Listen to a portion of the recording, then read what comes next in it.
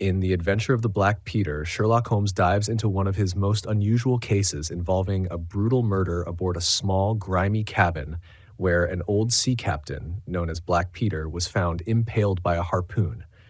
The case gets weirder as Holmes navigates through the rough waters of Peter's violent past, tangled secrets, and some shady characters who may have held a grudge against him. Holmes puts his clever mind and a few disguises to the test, unraveling clues that seem impossible at first glance. With a mix of sharp wit and unexpected twists, Holmes shows why he's the master of deduction.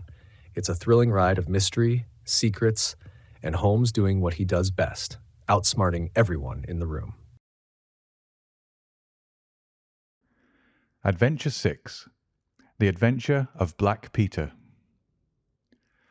I have never known my friend to be in better form, both mental and physical, than in the year '95. His increasing fame had brought with it an immense practice, and I should be guilty of an indiscretion if I were even to hint at the identity of some of the illustrious clients who crossed our humble threshold in Baker Street.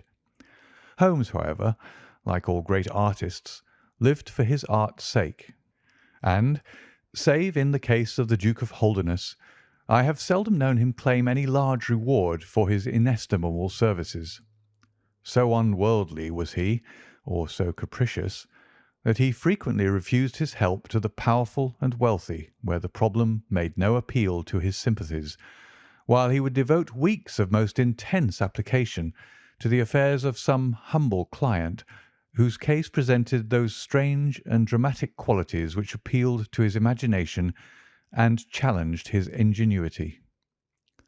In this memorable year '95, a curious and incongruous succession of cases had engaged his attention, ranging from his famous investigation of the sudden death of Cardinal Tosca, an inquiry which was carried out by him at the express desire of His Holiness the Pope, down to his arrest of Wilson, the notorious canary trainer, which removed a plague spot from the East End of London. Close on the heels of these two famous cases came the tragedy of Woodman's Lee and the very obscure circumstances which surrounded the death of Captain Peter Carey. No record of the doings of Mr. Sherlock Holmes would be complete which did not include some account of this very unusual affair. During the first week of July, my friend had been absent so often and so long from our lodgings that I knew he had something on hand. The fact that several rough-looking men called during that time and inquired for Captain Basil made me understand that Holmes was working somewhere under one of the numerous disguises and names with which he concealed his own formidable identity. He had at least 5 small refuges in different parts of London, in which he was able to change his personality. He said nothing of his business to me, and it was not my habit to force a confidence. The first positive sign which he gave me of the direction which his investigation was taking was an extraordinary one. He had gone out before breakfast, and I had sat down to mine when he strode into the room, his hat upon his head, and a huge barbed-headed spear tucked like an umbrella under his arm. "Good gracious, Holmes!" I cried. "You don't mean to say that you've been walking about London with that thing?" "I drove to the butcher's and back." "The butcher's?" "And I return with an excellent appetite. There can be no question, my dear Watson, of the value of exercise before breakfast. But I am prepared to bet that you will not guess the form that my exercise has taken." "I will not attempt it." He chuckled as he poured out the coffee. "If you could have looked into Allardyce's back shop, you would have seen a dead pig swung from a hook in the ceiling, and a gentleman in his shirt sleeves furiously stabbing at it with this weapon. I was that energetic person, and I have satisfied myself that by no exertion of my strength can I transfix the pig with a single blow. Perhaps you would care to try." "Not for worlds. But why were you doing this?" "Because it seemed to me to have an indirect bearing upon the mystery of Woodman's Lee. Ah, Hopkins, I got your wire last night, and I have been expecting you. Come and join us." Our visitor was an exceedingly alert man, 30 years of age, dressed in a quiet tweed suit, but retaining the erect bearing of one who was accustomed to official uniform. I recognised him at once as Stanley Hopkins, a young police inspector for whose future Holmes had high hopes, while he in turn professed the admiration and respect of a pupil for the scientific methods of the famous amateur. Hopkins's brow was clouded, and he sat down with an air of deep dejection. "No, thank you, sir. I breakfasted before I came round. I spent the night in town, for I came up yesterday to report." "And what have you to report?" "Failure, sir. Absolute failure." "You have made no progress?" "None." "Dear me, I must have a look at the matter." "I wish to heavens that you would, Mr. Holmes. It's my first big chance, and I'm at my wits' end. For goodness' sake, come down and lend me a hand." "Well, well, it just happens that I have already read all the available evidence, including the report of the inquest, with some care. By the way, what do you make of that tobacco pouch found on the scene of the crime? Is there no clue there?" Hopkins looked surprised. "It was the man's own pouch, sir. His initials were inside it, and it was of sealskin, and he was an old sealer." "But he had no pipe?" "No, sir, we could find no pipe. Indeed, he smoked very little, and yet he might have kept some tobacco for his friends." "No doubt. I only mention it because if I had been handling the case I should have been inclined to make that the starting point of my investigation. However, my friend Dr. Watson knows nothing of this matter, and I should be none the worse for hearing the sequence of events once more. Just give us some short sketches of the essentials." Stanley Hopkins drew a slip of paper from his pocket. "I have a few dates here which will give you the career of the dead man. Captain Peter Carey. He was born in '45, 50 years of age. He was a most daring and successful seal and whale fisher. In 1883 he commanded the steam sealer Sea Unicorn of Dundee. He had then had several successful voyages in succession, and in the following year, 1884, he retired. After that he travelled for some years, and finally he bought a small place called Woodman's Lee near Forest Row in Sussex. There he has lived for 6 years, and there he died just a week ago today. There were some most singular points about the man. In ordinary life he was a strict Puritan, a silent, gloomy fellow. His household consisted of his wife, his daughter, aged 20, and 2 female servants. These last were continually changing, for it was never a very cheery situation, and sometimes it became past all bearing. The man was an intermittent drunkard, and when he had the fit on him he was a perfect fiend. He has been known to drive his wife and daughter out of doors in the middle of the night and flog them through the park until the whole village outside the gates was aroused by their screams. He was summoned once for a savage assault upon the old vicar, who had called upon him to remonstrate with him upon his conduct. In short, Mr. Holmes, you would go far before you found a more dangerous man than Peter Carey.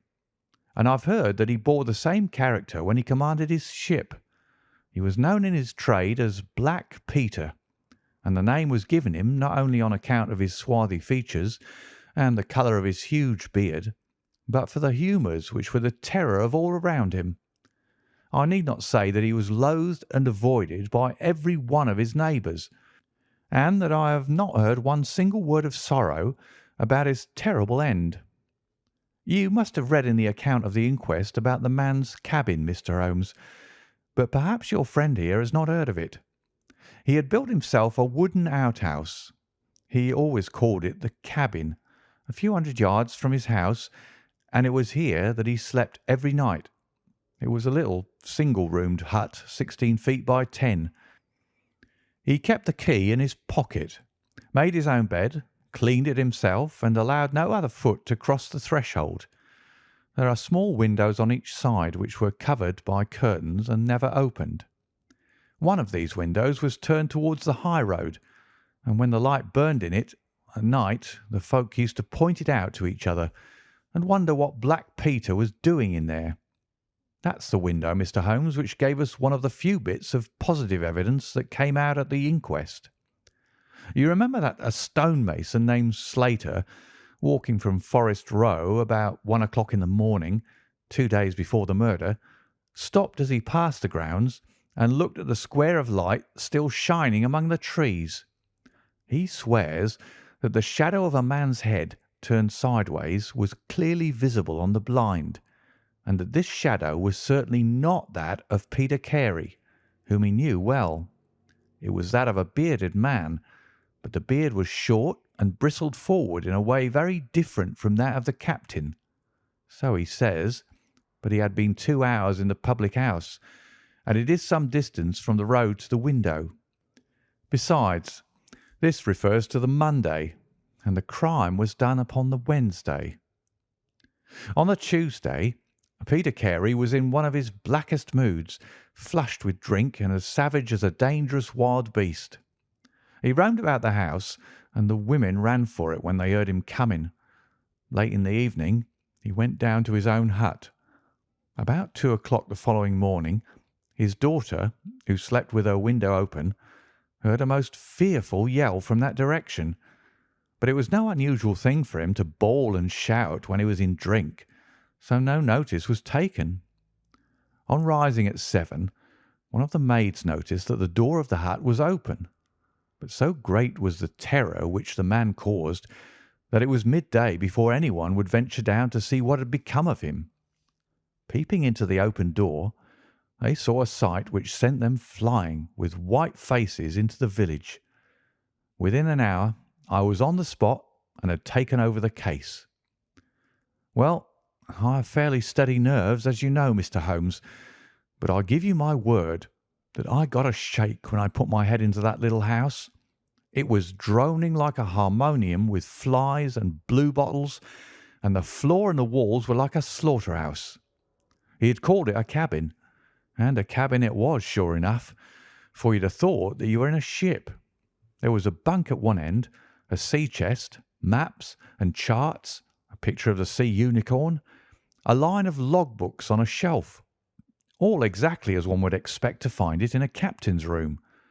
And there, in the middle of it, was the man himself, his face twisted like a lost soul in torment, and his great brindled beard stuck upward in his agony.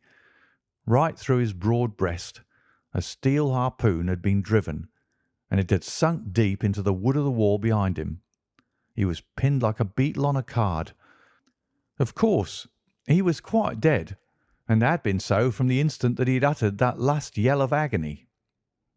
I know your methods, sir, and I applied them. Before I permitted anything to be moved, I examined most carefully the ground outside and also the floor of the room. There were no footmarks. Meaning you saw none? I assure you, sir, that there were none. My good Hopkins, I have investigated many crimes, but I have never yet seen one which was committed by a flying creature. As long as the criminal remains upon 2 legs, so long must there be some indentation, some abrasion, some trifling displacement which can be detected by the scientific searcher. It is incredible that this blood-bespattered room contained no trace which could have aided us. I understand, however, from the inquest that there were some objects which you failed to overlook. The young inspector winced at my companion's ironical comments. I was a fool not to call you in at the time, Mr. Holmes. However, that's past praying for now. Yes, there were several objects in the room which called for special attention. One was the harpoon with which the deed was committed. It had been snatched down from a rack on the wall. 2 others remained there, and there was a vacant place for the third. On the stock was engraved SS Seacorn, Dundee. This seemed to establish that the crime had been done in a moment of fury, and that the murderer had seized the first weapon which came his way. The fact that the crime was committed at 2 in the morning and yet Peter Carey was fully dressed, suggested that he had had an appointment with the murderer, which is borne out by the fact that a bottle of rum and two dirty glasses stood upon the table. "Yes," said Holmes, "I think that both inferences are permissible. Was there any other spirit but rum in the room?" "Yes, and there was a tantalus containing brandy and whisky on the sea chest. It is of no importance to us, however, since the decanters were full, and it had therefore not been used." "For all that, its presence has some significance," said Holmes. "However, let us hear some more about the objects which do seem to you to bear upon the case." "There was this tobacco pouch upon the table." "What part of the table?" "It lay in the middle. It was, of course, sealskin, the straight-haired skin with a leather thong to bind it. Inside was P.C. on the flap. There was half an ounce of strong ship's tobacco in it." "Excellent. What more?" Stanley Hopkins drew from his pocket a drab-covered notebook. The outside was rough and worn, the leaves discoloured. On the first page were written the initials J.H.N. and the date 1883. Holmes laid it on the table and examined it in his minute way, while Hopkins and I gazed over each shoulder. On the second page were the printed letters C.P.R., and then came several sheets of numbers. Another heading was Argentine, another Costa Rica, and another San Paulo, each with pages of signs and figures after it. "What do you make of these?" asked Holmes. "They appear to be lists of stock exchange securities.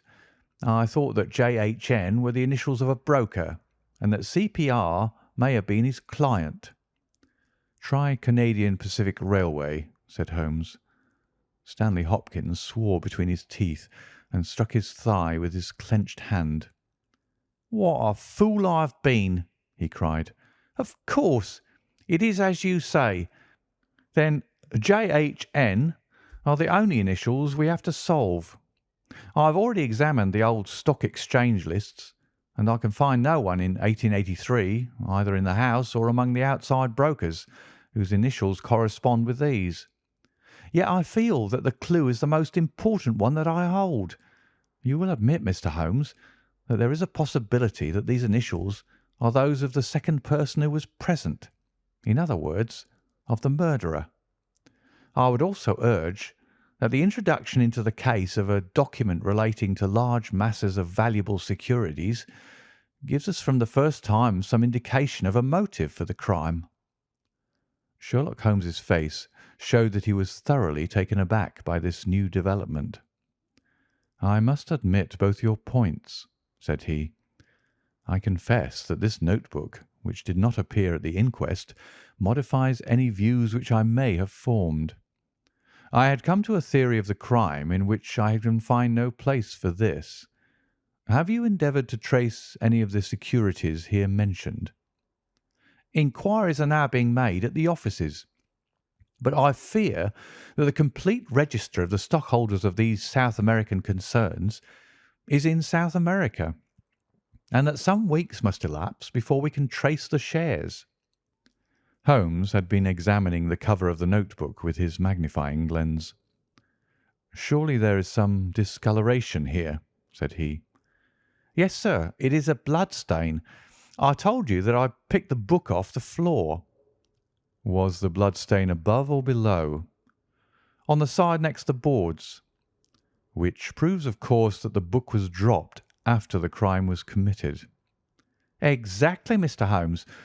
I appreciated that point, and I conjectured that it was dropped by the murderer in his hurried flight. It lay near the door." "I suppose that none of these securities have been found among the property of the dead man?" "No, sir." "Have you any reason to suspect robbery?" "No, sir. Nothing seemed to have been touched." "Dear me, it is certainly a very interesting case. Then there was a knife, was there not?" "A sheath knife, still in its sheath. It lay at the feet of the dead man." Mrs. Carey has identified it as being her husband's property." Holmes was lost in thought for some time. "Well," said he at last, "I suppose I shall have to come out and have a look at it." Stanley Hopkins gave a cry of joy. "Thank you, sir. That will indeed be a weight off my mind." Holmes shook his finger at the inspector. "It would have been an easier task a week ago," said he, "but even now my visit may not be entirely fruitless. Watson, if you can spare the time, I should be very glad of your company. If you will call a four-wheeler, Hopkins, we shall be ready to start for Forest Row in a quarter of an hour." Alighting at the small wayside station, we drove for some miles through the remains of widespread woods which were once part of that great forest which for so long held the Saxon invaders at bay, the impenetrable Weald, for 60 years the bulwark of Britain. Vast sections of it have been cleared, for this is at the seat of the first ironworks of the country, and the trees have been felled to smelt the ore.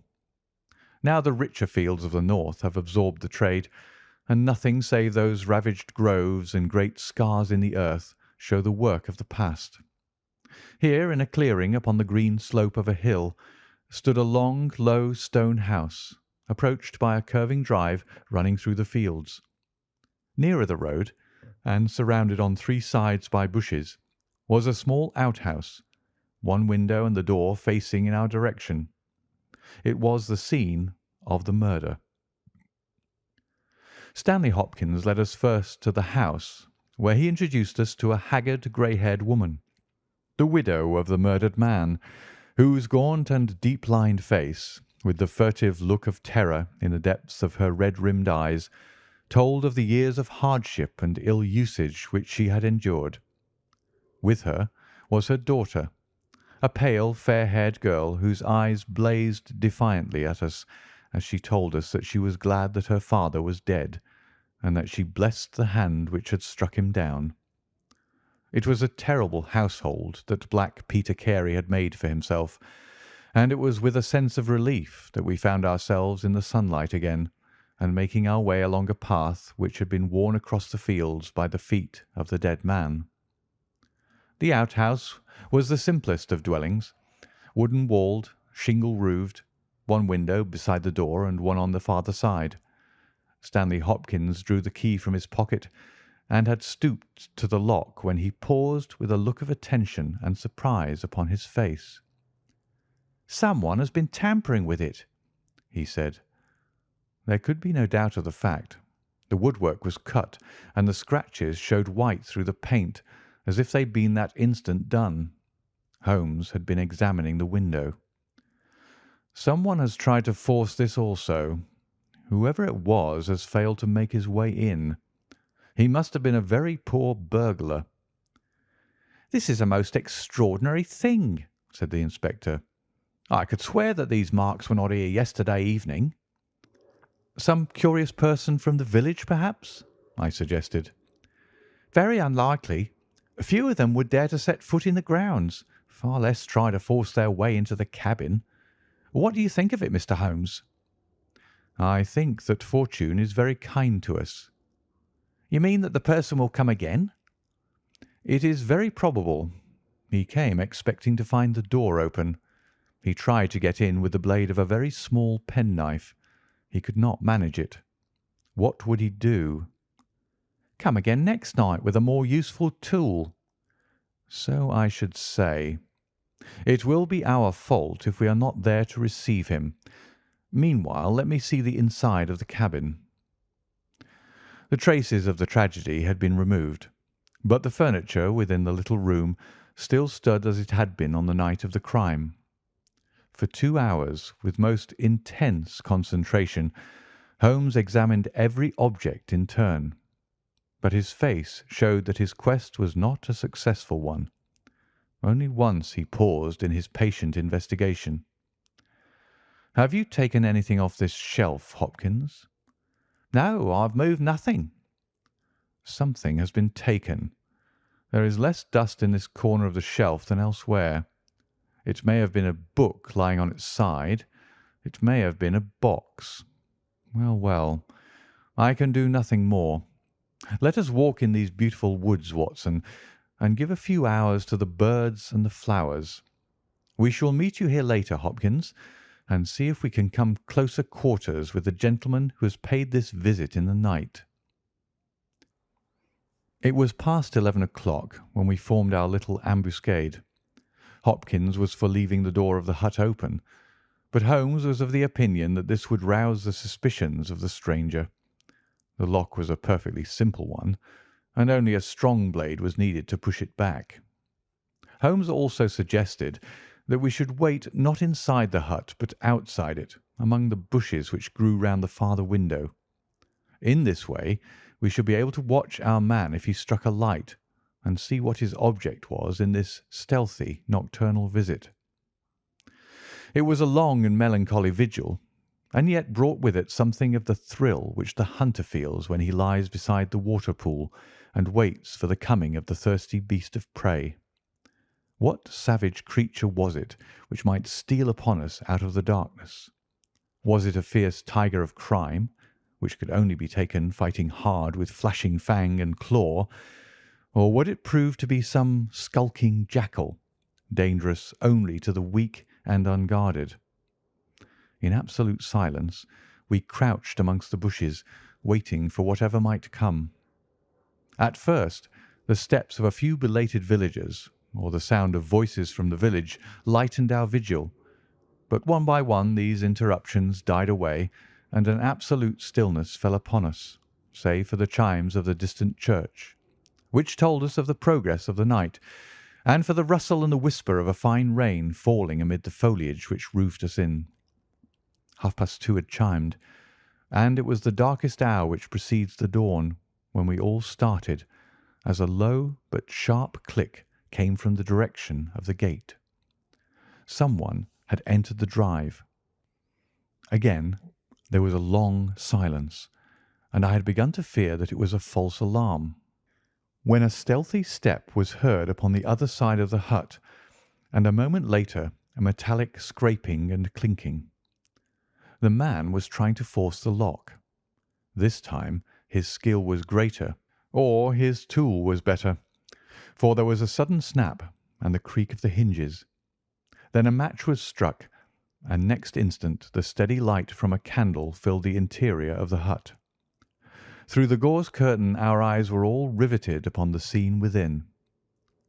The nocturnal visitor was a young man, frail and thin, with a black moustache which intensified the deadly pallor of his face. He could not have been much above 20 years of age. I have never seen any human being who appeared to be in such a pitiable fright, for his teeth were visibly chattering, and he was shaking in every limb. He was dressed like a gentleman, in Norfolk jacket and knickerbockers, with a cloth cap upon his head. We watched him, staring round with frightened eyes. Then he laid the candle end upon the table and disappeared from our view into one of the corners. He returned with a large book, one of the log-books which formed a line upon the shelves. Leaning on the table, he rapidly turned over the leaves of this volume until he came to the entry which he sought. Then, with an angry gesture of his clenched hand, he closed the book, replaced it in the corner, and put out the light. He had hardly turned to leave the hut when Hopkins' hand was on the fellow's collar, and I heard his loud gasp of terror as he understood that he was taken. The candle was relit, and there was our wretched captive, shivering and cowering in the grasp of the detective. He sank down upon the sea-chest and looked helplessly from one of us to the other. "Now, my fine fellow," said Stanley Hopkins, "who are you, and what do you want here?" The man pulled himself together and faced us with an effort at self-composure. "You are detectives, I suppose," said he. "You imagine I am connected with the death of Captain Peter Carey. I assure you that I am innocent." "We'll see about that," said Hopkins. "First of all, what is your name?" "It is John Hopley Nelligan." I saw Holmes and Hopkins exchange a quick glance. "What are you doing here?" "Can I speak confidentially?" "No, certainly not." "Why should I tell you?" If you have no answer, it may go badly with you at the trial." The young man winced. "Well, I will tell you," he said. "Why should I not?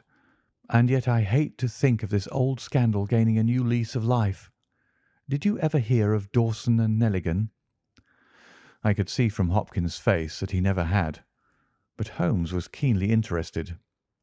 "You mean the West Country bankers," said he. "They failed for £1 million, ruined half the county families of Cornwall, and Nelligan disappeared." "Exactly. Nelligan was my father." At last we were getting something positive, and yet it seemed a long gap between an absconding banker and Captain Peter Carey pinned against the wall with one of his own harpoons. We all listened intently to the young man's words. "It was my father who was really concerned. Dawson had retired. I was only 10 years of age at the time, but I was old enough to feel the shame and horror of it all. It has always been said that my father stole all the securities and fled. It is not true. It was his belief that if he were given time in which to realize them, all would be well and every creditor paid in full. He started in his little yacht for Norway just before the warrant was issued for his arrest. I can remember that last night, when he bade farewell to my mother. He left us a list of the securities he was taking, and he swore that he would come back with his honour cleared, and that none who had trusted him would suffer.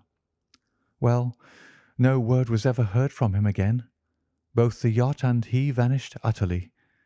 We believed, my mother and I, that he and it, with the securities that he had taken with him, were at the bottom of the sea. We had a faithful friend, however, who is a business man, and it was he who discovered some time ago that some of the securities which my father had with him had reappeared on the London market. You can imagine our amazement.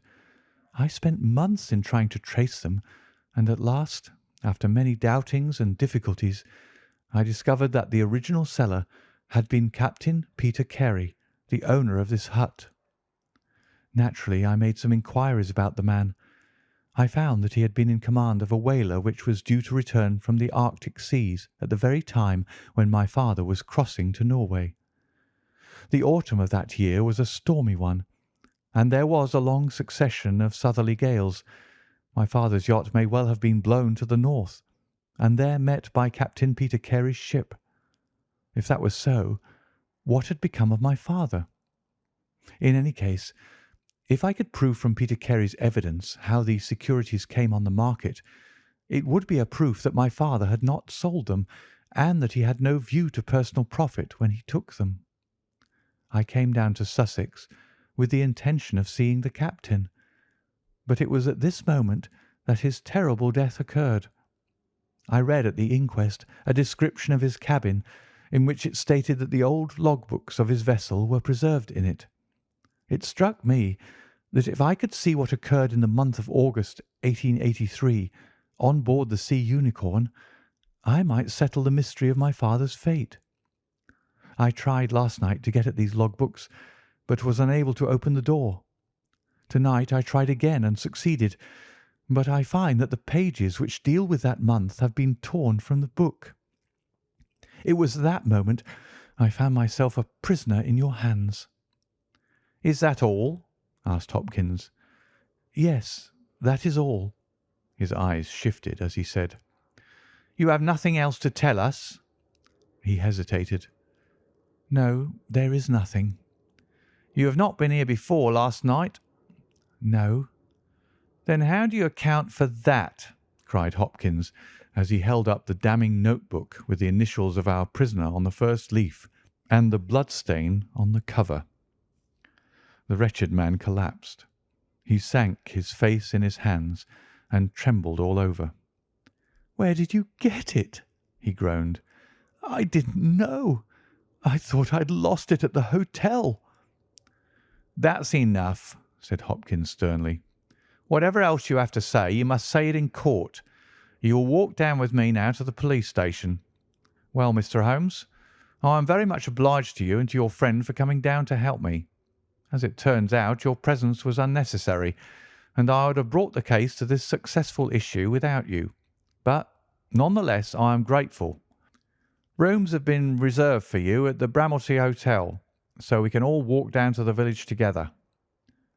"Well, Watson, what do you think of it?" asked Holmes as we travelled back next morning. "I can see that you're not satisfied." "Oh, yes, my dear Watson, I am perfectly satisfied. At the same time, Stanley Hopkins's methods do not commend themselves to me.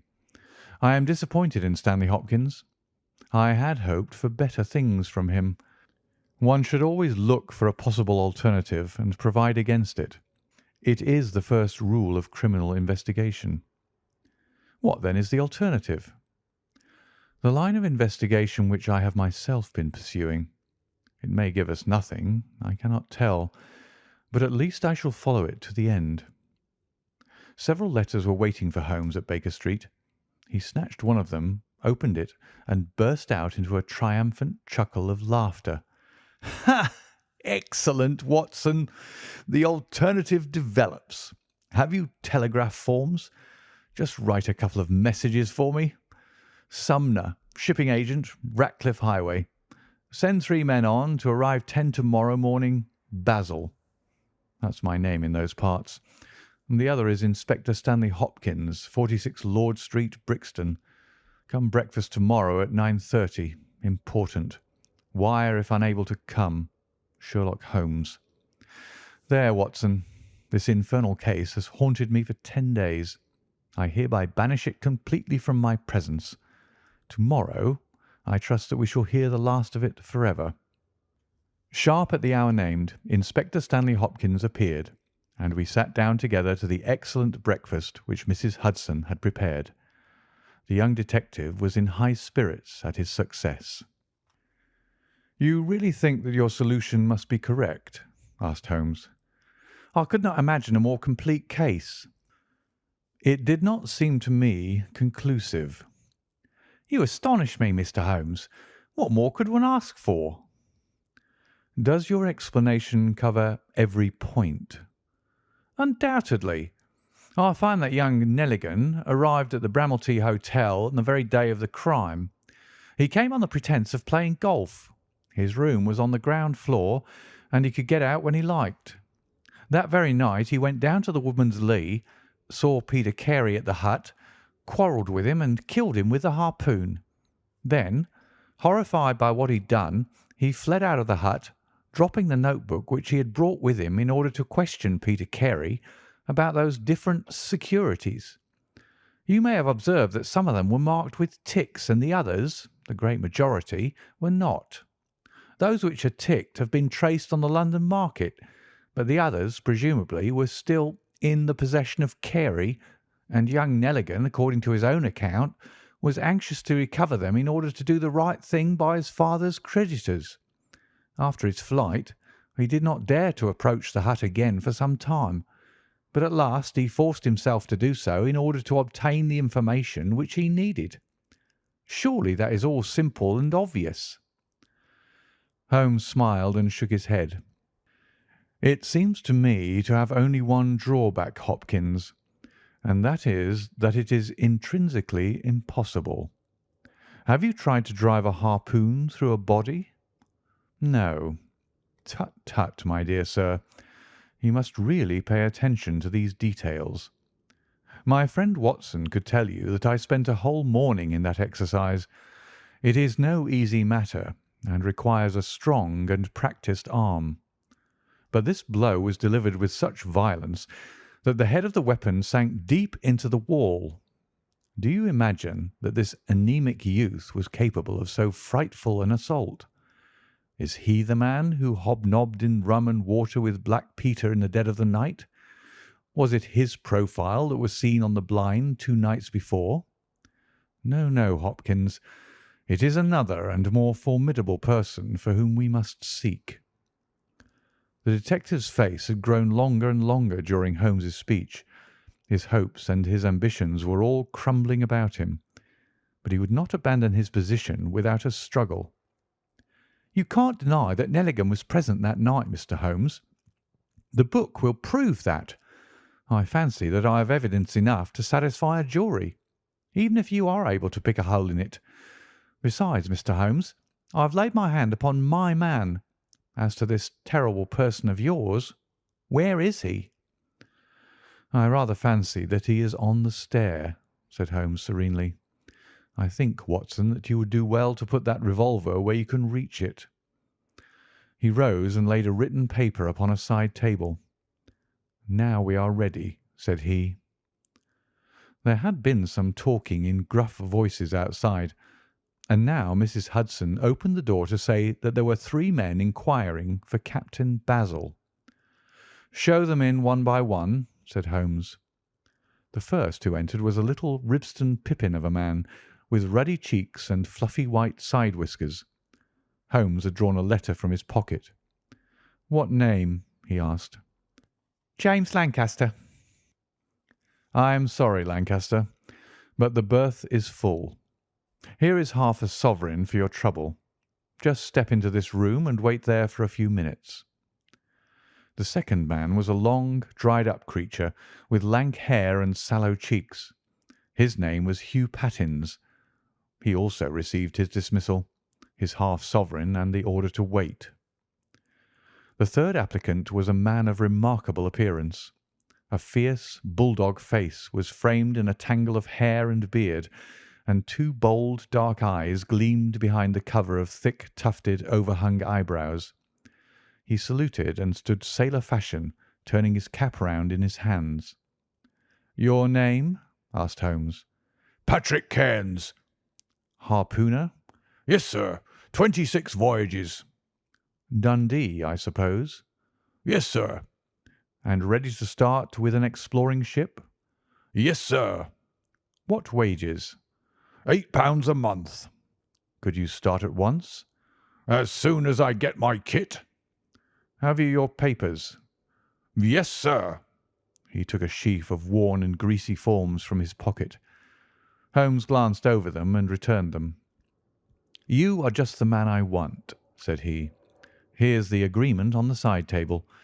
If you sign it, the whole matter will be settled." The seaman lurched across the room and took up the pen. "Shall I sign here?" he asked, stooping over the table. Holmes leaned over his shoulder and passed both hands over his neck. "This will do," said he.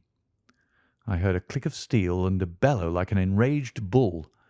The next instant Holmes and the seaman were rolling on the ground together.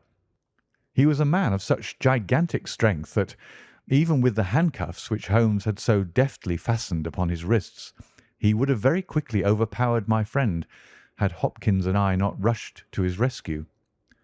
Only when I pressed the cold muzzle of the revolver to his temple did he at last understand that resistance was vain. We lashed his ankles with cord and rose breathless from the struggle. "I must really apologize, Hopkins," said Sherlock Holmes. "I fear that the scrambled eggs are cold. However, you will enjoy the rest of your breakfast all the better, will you not, for the thought that you have brought your case to a triumphant conclusion?" Stanley Hopkins was speechless with amazement.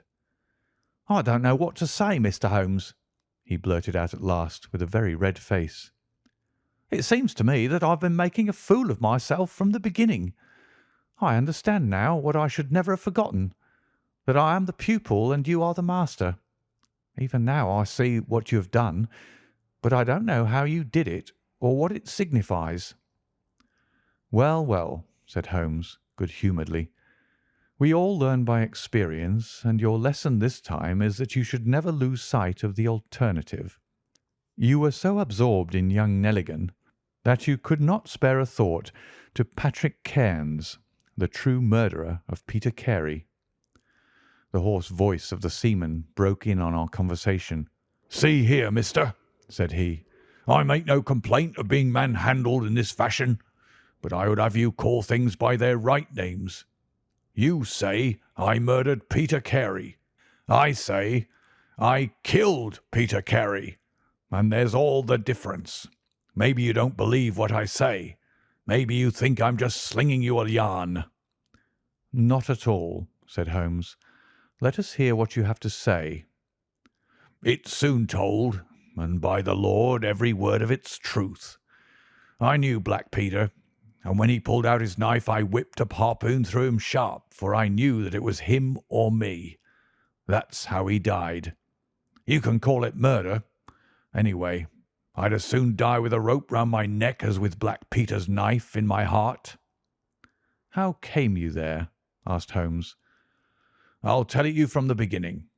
Just sit me up a little, so as I can speak easy. It was in '83 that it happened, August of that year. Peter Carey was master of the Sea Unicorn, and I was spare harpooner. We were coming out of the ice pack on our way home with head winds and a weak southerly gale when we picked up a little craft that had been blown north. There was one man on her, a landsman. The crew had thought she would founder and made for the Norwegian coast in the dinghy. I guessed they were all drowned. Well, we took him on board, and this man and he and the skipper had some long talks in the cabin. All the baggage we took off with him was in one tin box. So far as I know, the man's name was never mentioned, and on the second night he disappeared as if he'd never been. It was given out that he had either thrown himself overboard or fallen overboard in the heavy weather that we were having. Only one man knew what had happened to him, and that was me, for with my own eyes I saw the skipper tip up his heels and put him over the rail in the middle watch of a dark night, 2 days before we sighted the Shetland lights. Well, I kept my knowledge to myself and waited to see what would come of it. When we got back to Scotland it was easily hushed up, and nobody asked any questions. A stranger died by accident, and it was nobody's business to inquire. Shortly after, Peter Carey gave up the sea, and it was long years before I could find where he was. I guessed that he had done the deed for the sake of what was in that tin box, and that he could afford now to pay me well for keeping my mouth shut. I found out where he was from a sailor-man that had met him in London, and down I went to squeeze him. The first night he was reasonable enough, and was ready to give me what would make me free of the sea for life. We were to fix it all 2 nights later. When I came, I found him 3 parts drunk and in a vile temper. We sat down and we drank and we yarned about old times, but the more he drank, the less I liked the look on his face. I spotted that harpoon upon the wall, and I thought I might need it before I was through. Then at last he broke out at me, spitting and cursing, with murder in his eyes and a great clasp knife in his hand.